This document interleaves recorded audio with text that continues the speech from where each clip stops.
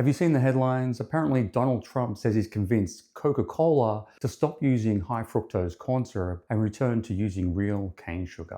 So is this a health upgrade or is it just clever marketing? And how does regular sugar stack up against Coke with high fructose corn syrup? Or even Diet Coke? Today we're going to break down real sugar, high fructose corn syrup, and natural sweeteners like aspartame, which is used in Diet Coke, with evidence-based clarity so you won't fall for marketing tricks or media hype. And by the end of this video, you'll know how your body processes sugar versus high fructose corn syrup, and why Coke may not be the free pass you're led to believe. Let's start with the basics. Is cane sugar healthier, and is high fructose corn syrup really the villain? Well, here's the truth. Biochemically, they're almost identical. Cane sugar, also called sucrose, is about half glucose, half fructose. High fructose corn syrup is about 55 to 60% fructose and about 40 to 45% glucose. So the difference is small. So imagine you're pouring 2 glasses of water, one with 50 ice cubes and one with 55. It's still basically the same drink. Both deliver 4 calories per gram of sugar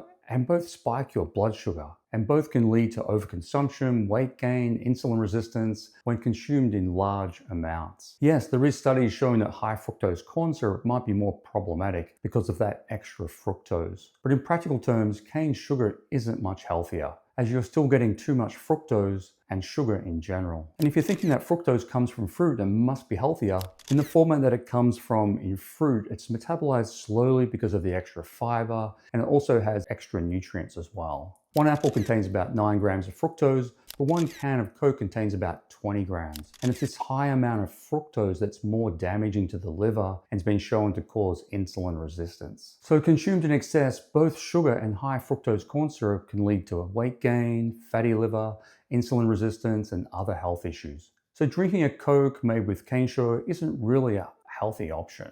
It's like choosing whether your car runs on regular gas or premium. Both vehicles are going to cause pollution if you drive too much. One of my favorite quotes in the media is, "It's like putting a filter on a cigarette. It might feel better, but it doesn't make smoking healthier." And it's the same with switching from high fructose corn syrup to regular old cane sugar. It's still bad.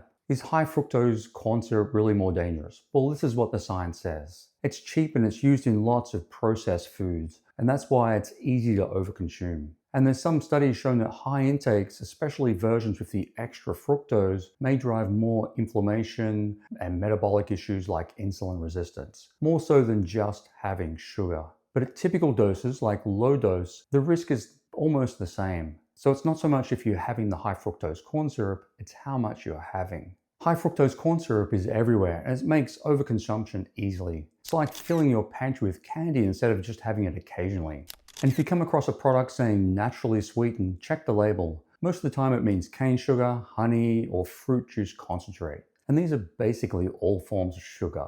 It might sound healthier, but it's just marketing, and you're going to be getting the same amount of fructose and metabolic damage that will be causing. It's like swapping a credit card for cash. You're still paying the same amount in the end. Unless you're eating whole fruit with fiber, vitamins, and the slower absorption, the effect on your body is nearly the same. So what about drinks and foods with artificial sweeteners like aspartame, sucrose, and saccharin? These are many times sweeter than sugar, but with almost 0 calories. So does that make Diet Coke a better choice? Think of artificial sweeteners like as an inflatable safety bumpers at a bowling alley. Mostly they stop the calories from getting into your body, but they don't guarantee weight loss and metabolic health. Usually people compensate, and the research has shown this, by overconsuming calories in other areas. While there's going to be less calories in a Diet Coke by a long way, people often just eat more to make up for it. So while small amounts of Diet Coke might be better than drinking Coke, it's not something you want to drink all the time. And high intake of artificial sweeteners has been shown to alter the gut bacteria, and that can potentially lead to metabolic problems and weight gain. And while there's also research showing it may increase cancer risk, usually that is in massive amounts, and the studies are pretty poor quality, done in animals, not humans. So what works the best? So imagine sweeteners on a harm scale. At one end, you have Coke and the sugary sodas out there, and if consumed regularly, they're going to lead to metabolic problems. And this includes products like the high fructose corn syrup. They're basically the same as sugar.